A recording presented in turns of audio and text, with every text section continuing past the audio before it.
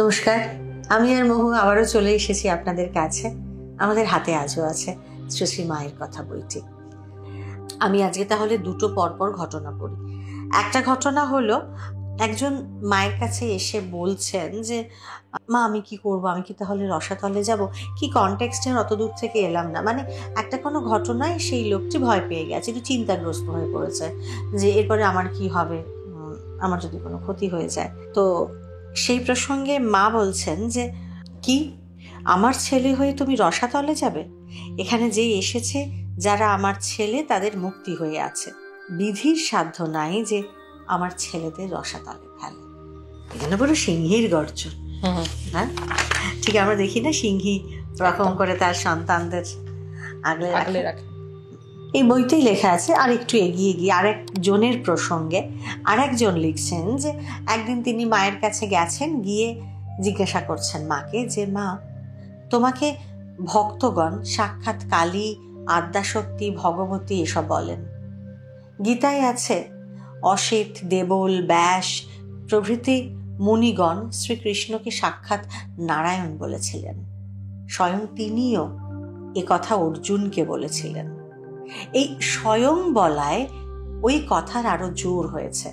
তোমার কথা যা শুনেছি তা আমি বিশ্বাস করি, তবে তুমি স্বয়ং যদি সে কথা বলো তাহলে আর কোনো সন্দেহই থাকে না। তোমার নিজের মুখেই শুনতে চাই ও কথা সত্য কি না। মা উত্তরে কি বললেন? মা উত্তরে শুধু দুটো ছোট্ট শব্দ বললেন হ্যাঁ সত্য। তারপরে ওই ভদ্রলোক লিখছেন, ইহার পর ভবিষ্যতে আর কোনোদিন মায়ের স্বরূপ সম্বন্ধে আমি কোনো প্রশ্ন করি নাই। এইভাবে মায়ের দেখো স্বরূপ কথন যদি বলি, হ্যাঁ এটা খুব কম জায়গায় বেরিয়েছে, খুব কম প্রসঙ্গে মা বলেছেন। কোনো জায়গায় মা হয়তো নিজের জায়গাটা বোঝাতে, মানে মায়ের আশ্রয়, যেটা এর আগে পড়লে যে তার আশ্রয়ে থাকা মানে যে বিধির সাধ্য নাই আমার ছেলেদের রসাতলে ফেলে, পুরো লক্ষণের গণ্ডি একেবারে একদম। মানে আমার কাছে এসেছো, আমার স্মরণে এসেছো, মানে এখানে যে এসেছে যারা আমার ছেলে তাদের মুক্তি হয়ে আছে।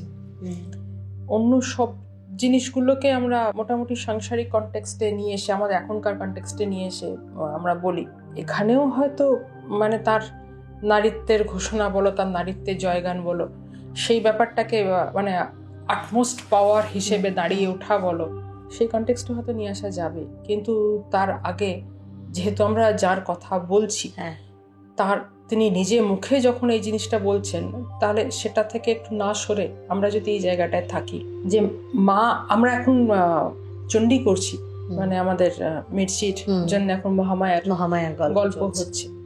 তো সেখানে দেখো চণ্ডীতে যখন চণ্ডী পড়া হয়, পাঠ হয়, যেরকম গীতায় ভগবান সংকল্প করেছিলেন, গীতায় ভগবান যখন প্রতিশ্রুতি দিয়েছিলেন যে যখন ধর্মের গ্লানি দেখা দেবে তখন আমি আসবো, সেটা আসবো কি করতে? সাধুকে উদ্ধার করতে এবং পাপীকে নাশ করতে। চণ্ডীতেও কিন্তু জগন্মাতা বলছেন তার দেবতাদের, যারা তার স্মরণে আছেন, যে যাদের ভয় দূর করতে তিনি আবির্ভূত হয়েছেন এবং অসুর বিনাশ করেছেন, সেখানে চণ্ডীতেও একই রকম ভাবে দেবতারা যখন স্তব করছেন, প্রার্থনা করছেন মহিষাসুর নাশের পরে, বা অন্যান্য যে অসুরদের দেবতারা নাশ করতে পারছেন না, তারা সকলে মিলে সমবেত হয়ে মহামায়াকে ডাকছেন, মহামায়া এসেছেন নাশ করতে। তারপর মহামায়া চলে যাবার আগে তিনি কিন্তু প্রতিশ্রুতি দিয়ে যাচ্ছেন যে যখন যখন এই ধরনের অসুর প্রবল হয়ে উঠবে আমি আসবো, আমি তাদের বিনাশ করব। এই যে একটা বিরাট অহম, আমি আসবো। গীতা জুড়ে শ্রীকৃষ্ণ যেখানে যেখানে অহম বলছেন, ওই যোগারূঢ় অবস্থায় যে অর্জুন বলছেন যে তোমার, মানে বিভিন্ন প্রশ্ন করছেন, এবং কৃষ্ণ বলছেন যারা ভক্তি পথে আমাকে ডাকে, যারা জ্ঞান পথে আমাকে ডাকে, যারা যোগ পথে আমাকে ডাকে, এই যে আমি, প্রত্যেকটা চ্যাপ্টারে, মানে 2 নম্বর চ্যাপ্টার থেকে প্রায় আস্তে আস্তে কৃষ্ণ এই যে একটা বিরাট অহমে উত্তীর্ণ হচ্ছে, নিজেকে প্রতিষ্ঠিত করছেন, এবং মহামায়াও সেখানে সেই স্বরূপে এসে বলছেন আমি। তো এই অহমটা কিন্তু একটা তোমার মানে একটা ব্রহ্মাণ্ড তো বলা ভুল হবে, সেটার স্বরূপ, তার ব্যাপ্তি, তার স্পিয়ার কতটা আমরা জানি না। তো সেই সমস্ত আমাদের একটা সেই রামপ্রসাদের গানে আছে না, কালীর উদরে ভাণ্ড ব্রহ্মাণ্ড প্রকাণ্ড তা বসো কেমন, মানে মায়ের উদরের মধ্যে সমস্ত কিছু। তো সেই ধরে যে একটা আমি, যেটাকে আমরা শাস্ত্র বলছে বা হিরণ্যগর্ভ, যে সেইখান থেকে সমস্ত গর্ভের শুরু, সেইখান থেকে যাবতীয় সৃষ্টির শুরু। এবং হিরণ্য কেন, যে তার মুখটা হচ্ছে ওই স্বর্ণালী আবরণে একটা ঢাকা, যেটাকে সূর্যের সঙ্গে, বেদান্তে আছে সূর্যের সঙ্গে তুলনা করছেন। মানে সূর্যের কাছে ঋষিরা স্তব করছে, মানে সূর্যকে পরম ব্রহ্ম হিসেবে ধরা হচ্ছে, এবং সূর্যের কাছে স্তব করছেন যে তোমার এই যে সোনালী যে বিচ্ছুরণটা ঘটছে, তোমার এই সোনালী বলয়টা, মানে সোনালী ঢাকাটা তুমি সরিয়ে দাও, আমরা তোমার আসল স্বরূপটা দেখি। মানে ঋষিরা কল্পনা করছেন যে ওই ঢাকাটা, ওই গোল চাকতি যেটা সূর্যের মুখে আছে, যেটা থেকে রিফ্লেকশন আসছে, সেটাই আসলে একটা ঢাকা। মানে এবং রিফ্লেকশন যেহেতু আসছে, সেহেতু আমরা যদি ধরে নিই যে সেটা একটা ধাতব, কারণ ধাতব ছাড়া তো রিফ্লেকশন আসে না। তো সেটাই হচ্ছে লাস্ট ধাতব পার্ট। আমরা যদি ওই দিক থেকে ধরে নিই যে এরপর ওটা যখন ওই লাস্ট, মানে সৃষ্টির ওই শেষ মজ্জাটুকু সরে গেল, তারপর কি আছে আমরা জানি না। যেটা তখন ঋষিরা প্রার্থনা করছেন যে ওইটা সরিয়ে নাও, মানে সৃষ্টির ওই শেষ পর্দাটা সরিয়ে দাও, এবার আমাদের দেখতে দাও। তো মায়ের এখানেও, মানে মায়ের কথাতেও যেখানে আমি, মানে হিরণ্যগর্ভ হিসেবে মা যখন প্রস্ফুটিত হচ্ছেন, মা যখন নিজেকে বলছেন, মানে চণ্ডীতে মহামায়া যখন নিজেকে বলছেন, সেই সময়ের যে আমি, সেই আমিটাই কোনো কোনো ক্ষেত্রে, মানে খুব সংক্ষিপ্ত কোনো কোনো পরিসরে মায়ের মুক্তিও সেই আমিটা প্রকাশিত হয়েছে। মা বলেছেন তার মধ্যে একটা হচ্ছে যে আমার ছেলে হয়ে তুমি রসাতলে যাবে, বিধির সাধ্য নেই। তো বিধি হিসেবে কাকে আমরা ধরছি? বিধি মানে বিধাতা, যিনি সবকিছু নির্দিষ্ট করে দিয়েছেন। মানে একটা এককোষী প্রাণী হোক কিংবা একটা মানুষ যখন জন্মায় বা যখন তার প্রাণ লাভ হয়, সেটাকে যদি আমরা জন্ম মুহূর্ত ধরি, তখন তার যাবতীয় জিনিস লেখা হয়ে গেল। মানে এর কি হবে, সে যদি 2 সেকেন্ডও বাঁচে সেটাও কিন্তু একটা দৈব নির্দিষ্ট হলো, এবং সে যদি 200 বছরও বাঁচে সেখানেও তার কি হবে, তার সমস্ত লেখা হয়ে গেল। মানে বিধাতা লিখে দেন, এবং তার জন্য কিছু সংস্কার ক্যারেড ওভার হয়। তো সেই সব অনুযায়ী, যেটা আমাদের কর্মফল, কর্মবাদ, সেই অনুযায়ী একটা মানুষের বা একটা প্রাণীর গতি হয়, এবং সবটাই বিধাতার ইচ্ছে। শ্রীরামকৃষ্ণদেব বলছেন যে সবটাই ঈশ্বর ইচ্ছা ছাড়া কিছু হয় না, যা হয় মানুষের ভগবানের ইচ্ছে। মা বলছেন ভগবানের ইচ্ছে, ঠাকুরের ইচ্ছে, তবে কপাল মোচন যদি মনে করেন কপাল বদলাতে পারেন।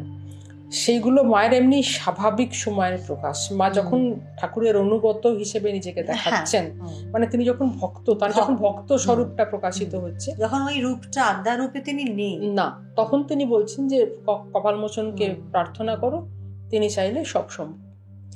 কিন্তু যখন এইখানে মার হয়তো আমরা ওই সিংহটাই দেখতে পাচ্ছি না, যেটা তুমি পড়ার সময় বলছিলে যে সেই সিংহের গর্জন, আমরা হয়তো সেই সিংহটা দেখতে পাচ্ছি না, যে যার উপরে তিনি বসে আছেন, মহামায়া বসে আছেন, সেটা দেখতে পাচ্ছি না, কিন্তু তার হুঙ্কারটা দেখতে পাচ্ছি। এটা হয়তো আশ্বাস, মায়ের, মানে ধরে নিচ্ছি আমরা স্বাভাবিক নম্র গলায়, যে মার গলা শোনা যেত না, ওই রকম গলায় মা একটা আশ্বাস দিচ্ছেন, খুব স্বাভাবিক নম্র ধীর গলায় মা বলছেন। কিন্তু পেছন থেকে আমরা সেই চণ্ডীর হুঙ্কারটাই শুনতে পাচ্ছি, যে দেবতাদের যেখানে অভয় দান করছেন, সেখানে সেই রুদ্রমূর্তি, মানে সেই তেজটাই আমরা দেখতে পাচ্ছি, যে আমি আসবো, তোমাদের ভয়ের কোনো কারণ নেই। মা বলছেন বিধির সাধ্য নেই, মানে বিধাতা, যাকে আমরা শেষ কথা বলছি, বিধাতা পুরুষ, আমাদের ছোটবেলায় শুনতাম ঠাকুমারা বলতেন বিধাতা পুরুষ স্বদিন এসে লিখে দিয়ে যান। তো বিধাতার সাধ্য নেই তার ছেলেদের রসাতলে ফেলবেন। বিধাতাকে যদি আমরা শেষ কথা ধরে নিই, ঈশ্বর স্বয়ং, মায়ের আঁচল তার থেকেও বড়, মায়ের আঁচল তার থেকে বড়। মায়ের আশ্রয়ে যারা রয়েছেন, মা যাদের রক্ষা করছেন, স্বয়ং বিধাতা তাদের কিছু করতে পারবেন না। কেন পারবেন না? কারণ বিধাতাকে তো আমরা শেষ কথা বলে ধরে নিই। এরপরেই ঠিক মাকে বলছেন যে এই যে দুর্গা, কালী, ভগবতী, তোমার সম্পর্কে যা শুনেছি তা সত্য বলে বিশ্বাস করি, তবে যদি তুমি বলো তাহলে সংশয় থাকে না। মা বলছেন হ্যাঁ তাই। তাহলে এখানে একটা জিনিস দাঁড়ায় যে বিধাতা কেন পারবেন না? কারণ বিধাতা তো সর্বশক্তিমান ঈশ্বর। আমরা তো কথাই বলছি মা স্বয়ং মহামায়া। মায়ের যদি এই মহামায়া রূপটাই আমরা এখানে বলি, যেটা আমরা মানে খুব বেশি আলোচনা আমরা করি না, আমরা অন্য প্রসঙ্গ ভাবে ধরার চেষ্টা করি, যেহেতু পুজো এবং মা নিজে উদ্ঘোষণ করছেন। তো এখানে একটা ঘটনা মনে পড়ে যাচ্ছে যে শ্রীরামকৃষ্ণদেব দক্ষিণেশ্বরে সারদা মহারাজকে, স্বামী ত্রিগুণাতীতানন্দ পরবর্তীকালের, সারদা মহারাজকে নহবতে পাঠাচ্ছেন মায়ের কাছে মন্ত্র নিতে। যদিও মা সে সময় কোথায় মন্ত্র দেননি, কারণ মা বলতেন যে তার প্রথম মন্ত্র দীক্ষিত সন্তান হচ্ছেন যোগীন মহারাজ। পাঠাচ্ছেন সারদা মহারাজকে মন্ত্র নিতে, এবং একটা শ্লোক মানে 2 লাইনের একটা কবিতা বলছেন, অনন্ত রাধার মায়া কখনে না যায়, কোটি কৃষ্ণ কোটি রাম হয় যায় রয়। ঠাকুর শিখিয়ে দিচ্ছেন এটা গিয়ে মাকে বলতে। আচ্ছা, সারদা মহারাজ নিশ্চয়ই সেটা গিয়ে মাকে বলেছেন, সেটা পাওয়া যায়। কিন্তু এখানে ঠাকুর যেটা মেনশন করে দিচ্ছেন, কোটি কৃষ্ণ কোটি রাম উঠছে যাচ্ছে, হয় যায় রয় মানে তাদের আবার উত্তর মানে তৈরি হচ্ছে বিনাশ হচ্ছে, তৈরি হচ্ছে বিনাশ হচ্ছে। কিন্তু রাধা অনন্ত, তার মায়া, তার কথা, তার লীলা মুখে প্রকাশ করা যায় না। রাধাকে যদি সেই চিৎ সমুদ্র, সেই চিন্ময়ী পরমেশ্বরী ধরা হয়, তার থেকেই কোটি কৃষ্ণ কোটি রাম জন্মাচ্ছে আবার বিনাশ হচ্ছে, জন্মাচ্ছে আবার বিনাশ হচ্ছে। রাধার কোনো শেষ নেই, রাধার আদি অন্ত খুঁজে পাওয়া যায় না, যেটা আমাদের এখনো মহামায়ার গল্পে হচ্ছে যে সেই আদি মাতা ব্রহ্মা বিষ্ণু মহেশ্বরও তাদের উৎস খুঁজতে গেছেন। এই মা মানে মহামায়া, মহামায়া সৃষ্টির বীজ, এবং মহামায়া আছেন বলেই মানে এই শক্তি, মহাশক্তি আছেন বলেই ব্রহ্মরূপ ধরেছেন।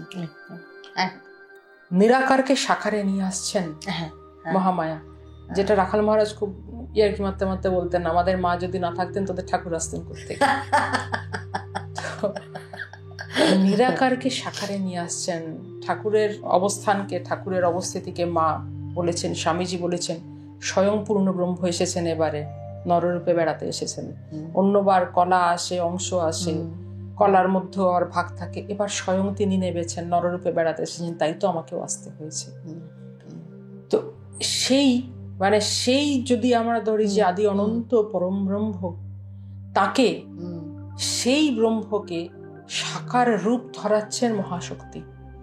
কারণ এই যে বলি নারায়ণ, কৃষ্ণ, বিষ্ণু, আমরা যেগুলো নাম বলি, নাম দিয়ে যাদেরকে আমরা চিনি, তাদের কিন্তু একটা রূপ তৈরি হয়েছে, তো তাদের একটা শক্তি আছে, তাদের একটা ফোর্স আছে বলে তাদের রূপ তৈরি হয়েছে।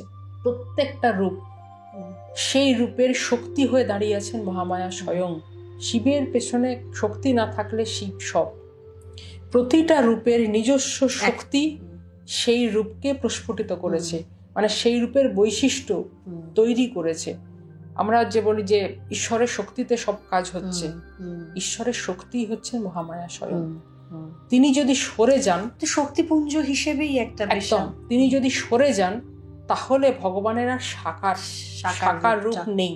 যে কারণে শঙ্করাচার্য শক্তি মানেননি। শঙ্করাচার্যকে তুমি নিজেই পড়েছো যে কাশিতে গিয়ে শক্তি মানালেন তার গুরু, কারণ সেই মহিলা বলেন যে তুমি মৃতদেহকে বলো না সরে যেতে, বলেন মৃতদেহে কি শক্তি আছে, বলে তুমি তো শক্তি মানো না। তারপরে আবারও অহংত্যাগ করাচ্ছেন ওই ব্যাধকে সামনে এনে দাঁড় করিয়ে। একদম, মানে শক্তি মানতে শঙ্কর বাধ্য হলেন। শক্তি না থাকলে নিরাকারই থেকে যেতেন। এই যে ব্রহ্মের ভেতর এই যে বহুশ্যাম, আমি বহু হব, এই যে মানে অপার শান্ত চিৎ সমুদ্রের মধ্যে সামান্য যে একটু বিক্ষোভ দেখা দিল, এই যে তরঙ্গ একটু দেখা দিল, সেই তরঙ্গই হচ্ছে মানে শক্তির উদ্ভব হচ্ছে সেখান থেকে। তারপর আবার সেই শক্তি গিয়ে ব্রহ্মে মিলে যাচ্ছেন, যেটা আমাদের কুণ্ডলিনী যাত্রা, যেটা গিয়ে সহস্রার শিব শক্তির মিলন হয়ে যাচ্ছে। তখন কিন্তু সাধক জড় প্রায় হয়ে বসে আছেন। সেই সাধক ওই মুহূর্তে যেখানে শিব শক্তি মিলছেন, এক বিন্দুতে লীন হয়ে যাচ্ছেন, সেখানে কিন্তু সাধকের আর কিছু করার থাকে না। তিনি বেঁচে আছেন না মরে গেছেন, মানে দেহের মধ্যে মৃতের লক্ষণ ফুটে উঠছে, তো সেই সাধকেরই কিছু করার থাকে না, কারণ তার সমস্ত শক্তি এখানে চলে গেছে। দেখবে একজন মানুষ যখন মারা যায়, তার আস্তে আস্তে একটা একটা করে অঙ্গ নিঃসার হতে থাকে, মানে প্রাণ আস্তে আস্তে একটা অঙ্গ থেকে সরতে থাকে, অর্গান ফেলিওর, মানে সেই অর্গান থেকে শক্তি নিজেকে সরিয়ে নিচ্ছেন। ঈশ্বরের ক্ষেত্রেও তাই। আমরা যতক্ষণ ভগবান বলছি, ভগবান মানে যিনি ঐশ্বর্যযুক্ত, ঐশ্বর্যটাই হচ্ছে তার শক্তি। দেখি আমরা শ্রীকৃষ্ণ, আমরা কাউকে এমনি নামে ডাকি না, কিন্তু শ্রী বিষ্ণু, সামনে একটা শ্রী যোগ করছি। এটা ব্রহ্মবৈবর্ত পুরাণে আছে। কৃষ্ণ স্বয়ং রাধাকে বলছেন, যতক্ষণ তুমি আছো আমি শ্রীযুক্ত, তুমি চলে গেলে আমি শ্রীহীন। শ্রীহীন মানে শক্তিহীন। তো এই শক্তি থেকেই ঈশ্বরের মানে ঈশ্বর তৈরি হচ্ছেন। ঈশো মানে যে বিস্তার হ্যাঁ এবং ঐশ্বর্য তৈরি হচ্ছে। একেবারে গোপাল হচ্ছেন শেষ সীমা, যার ঐশ্বর্যবিহীন, এরপরে কিন্তু নিরাকার। মানে গোপালে গিয়ে সাকার শেষ, আস্তে আস্তে ঐশ্বর্য কমতে কমতে যাচ্ছে, এরপর থেকে নিরাকার। কালী রূপ যেটা ধরা হয় মানে নিরাকারের, আমার মনে হয়, আমি জানি না, মানে সেটা যারা শাক্ত সাধক তারা জানেন, আমি কতটা বলার অধিকারী তাও জানি না, কিন্তু কালী রূপ সামনে যেটা দাঁড়িয়ে আছে, এই কালী রূপটি একটি বোধহয়, বা একদিকে কালী এবং আরেকদিকে দেখো জগন্নাথ, এই সাকার নিরাকারের মাঝখানে দাঁড়িয়ে, ঠিক সাকারও বলা যায় না, পুরো নিরাকারও বলা যায় না, সাকারও নয় না। তো এই কালী এবং জগন্নাথ, এর পরের ওদিকে সীমা আমরা জানি না, মানে এই সীমা পর্যন্ত শক্তি রয়েছেন। তো শক্তি সামনে যতক্ষণ থাকেন ততক্ষণ মানে ভগবানও তার আঁচলের তলায়, মানে ভগবানকে তিনি সাকার করেছেন। ব্রহ্মকে আমরা জানিও না, ফিলও করতে পারি না, তো আমরা ভগবান কি বলবো? সাধকের জন্য, মানুষের জন্য একটা ভগবত শরীরের দরকার হয়, সেই শরীরটি তৈরি হচ্ছে মা আছেন বলে। এই সেই মহাশক্তিকে এবার শক্তি নামে ডাকো, মা নামে ডাকো, যাই নামে ডাকো, যে কারণে মা সেখানে স্বীকার করে নিচ্ছেন, তিনি হয়তো তার যোগস্থ মুহূর্তে আছেন বা আত্মস্থ মুহূর্তে আছেন, সেখানে তিনি স্বীকার করে নিচ্ছেন যে হ্যাঁ আমি দুর্গা, কালী, জগদ্ধাত্রী যাই বলো না কেন, সবই আমি, সেই শক্তির শেষ কথা, আদি কথা। কারণ মহামায়া স্বয়ং এসেছেন, বলেছেন এবারে মহামায়া নররূপে বেড়াতে এসেছেন। ঠাকুরের সব সন্তানরা বলে গেছেন যেহেতু পূর্ণ ব্রহ্ম স্বয়ং এসেছেন, মহামায়াও তার সম্পূর্ণ রূপ ধরে এসেছেন, আমরা বুঝতে পারছি না ওই ঘোমটা ঢাকা মাতৃমূর্তি। এবং তুমি যদি নারীত্বের দিক থেকেও বলো, নারীত্বেরও শেষ কথা, প্রতিটি নারী তো সেই শক্তির অংশ, তার মধ্যে অংশ নয়, প্রত্যেকটা নারী শক্তির পূর্ণ। যে কোনো নারীকেই কিন্তু তার ভেতরে, যে কারণে আমাদের শাস্ত্র বলেছে প্রকৃতি ভাবের সাধন না করলে, যে কোনো পুরুষের পক্ষে প্রকৃতি ভাবের সাধন না করলে কিন্তু সে ঈশ্বরে পৌঁছানো যাবে না, সাধনার পূর্ণতা আসবে না। কারণ প্রকৃতিকে পেতে হলে প্রকৃতি হতে হবে। এই প্রকৃতি আমাদের নেচার প্রকৃতি, আমরা যাকে বলি মাদার নেচার এবং মহাপ্রকৃতি, সবই কিন্তু সেই নারী, মানে নারী সত্তা, নারী শরীর বা নারী প্রকৃতি। তো এখানেও তুমি যদি নারী ভাবেরও পূর্ণতার দিকে দেখো, যে আটমোস্ট পূর্ণতা, সেই তেজ, সেই শক্তি, সেই মহান মানে একটা উদারতা, মাতৃত্ব, এগুলো সবই কিন্তু নারীর এক একটি বৈশিষ্ট্য 100। তো সেই বৈশিষ্ট্যেরও পূর্ণতা সেখানে, ওই দুর্গা বলো, কালী বলো বা যাই বলো, আমরা কিন্তু পুরুষ দেবতাকে শক্তি হিসেবে পুজো করি না, আমরা সব জায়গাতে নারীকে শক্তি হিসেবে পুজো করি। তার মানে যদি একজন, তুমি অন্য দিক থেকেও যদি দেখো, যে যদি একজন মাটি বা পাথরের মূর্তি, নারী মূর্তিকে যদি আমরা ওই পূর্ণ শক্তি হিসেবে কল্পনা করতে পারি, তাহলে সাধারণ নারী, চোখের সামনে যে রক্তমাংসের নারী দাঁড়িয়ে আছে, সে নয় কেন? এটা আমি মানে এক্ষুনি আমি রেফারেন্স দিতে পারবো না, তাই আমার বলার ইচ্ছে ছিল না, কিন্তু তাও যখন মনে হয়েছে যে একটু বলা দরকার। এই মনু মহারাজ সব জায়গাতে বলা হয় যে এই নারীদের, মেয়েদের ছোট করে দিয়ে গেছেন, মানে মেয়েদের সর্বনাশ করে দিয়ে গেছেন। এই মনুসংহিতার পর থেকেই মেয়েদের হয়তো সর্বনাশ শুরু হলো, হয়েছে হয়তো, মানে ব্রাহ্মণ্য ধর্ম যত গেড়ে এসে বসেছে তত হয়তো মেয়েদের ওই ঋষিদের সময় থেকে আস্তে আস্তে আস্তে আস্তে মেয়েদের উপরে অনেক কিছু চাপানো হয়েছে, মানে সেই সময়ের মতো মেয়েদেরকে শক্তি বলে মানা হয়নি, সেটা মূলে বলা মনু মহারাজ, জানি না, হতে পারে। কিন্তু এই যে নারী এবং শূদ্রদের বেদপাঠ অধিকার নেই, শূদ্রদের কথা আমি বলতে পারবো না, তবে একটা ঠিক, ব্রাহ্মণ শরীর ছাড়া বেদপাঠে অধিকার নেই, এটাও একদিকে ঠিক। ব্রাহ্মণ শরীর মানে ভট্টাচার্য, ব্যানার্জি, মুখার্জি নয়, ব্রাহ্মণ শরীর মানে যে ব্রহ্মকে ধারণ করতে সক্ষম, সে ছাড়া বেদপাঠে শূদ্র মানে সেখানে বলা হচ্ছে যে ওটা ধারণ করতে সক্ষম নয়। এটা আমার কাছে এই ব্যাখ্যাটা মনে হয়। এবং নারী অধিকার নেই, সেটা নারীর উপরে কিন্তু অর্গল চাপিয়ে দেওয়ার জন্য নয়, তার একটা কারণ যেটা মনে হয়েছে আমার, যে সেটা হয়েছে নারীর স্বভাবতই সন্তান ধারণ করে।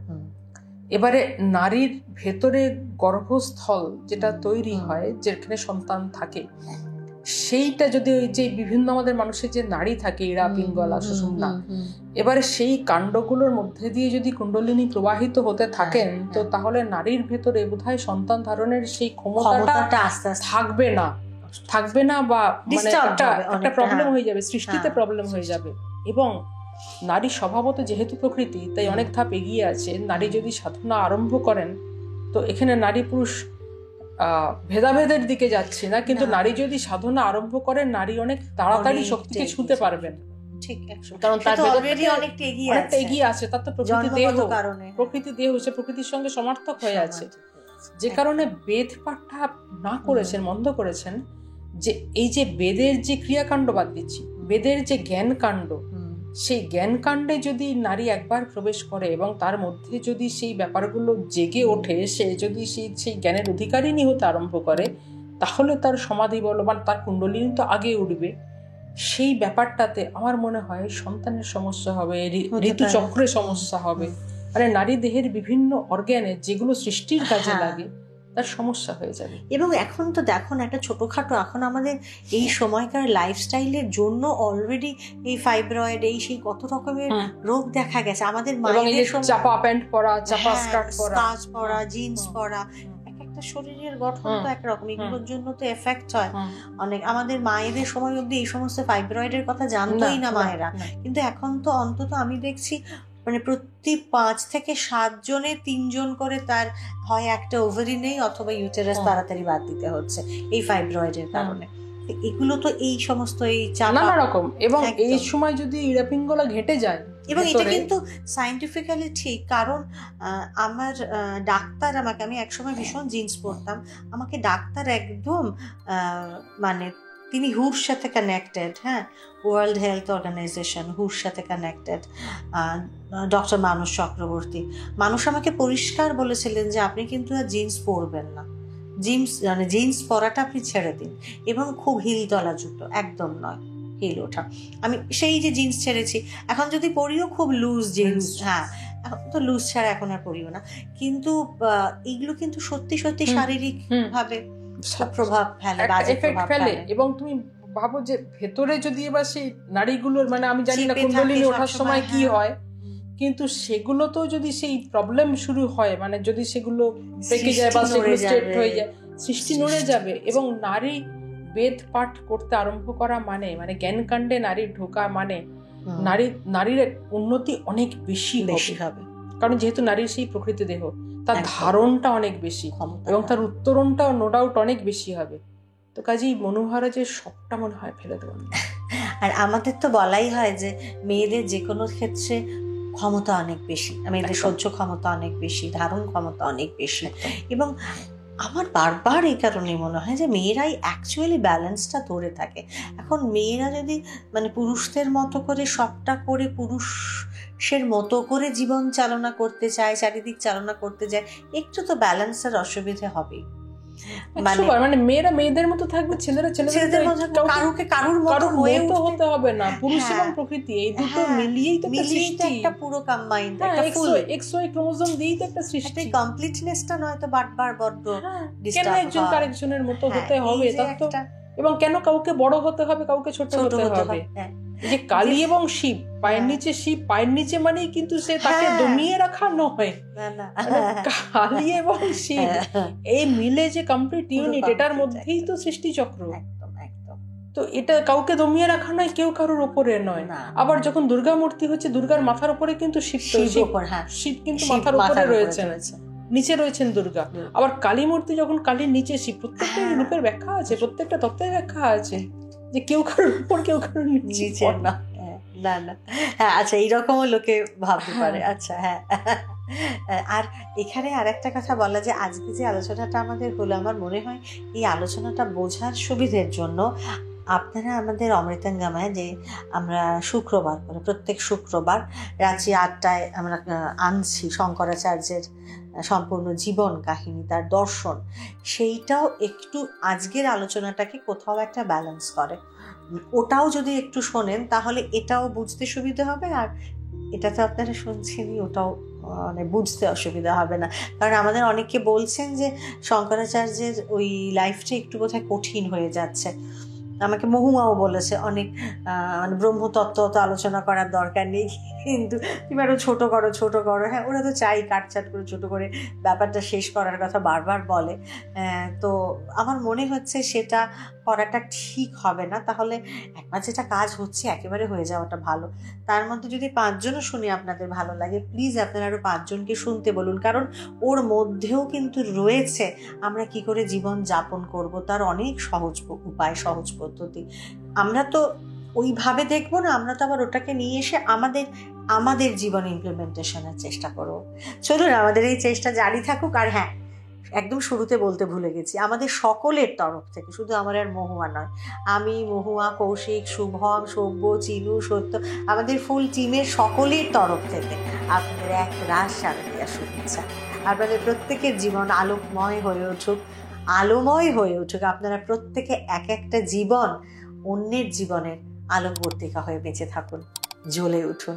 ভালো থাকুন, আবারও দেখা হচ্ছে আগামী সপ্তাহে। ততক্ষণে আমাদের সঙ্গে থাকুন আর শুনতে থাকুন pastel entertainment presence pastel spiritual, আপনার আমার সকলের ভালো থাকার ঠিকানা, আলো ঘরের ঠিকানা।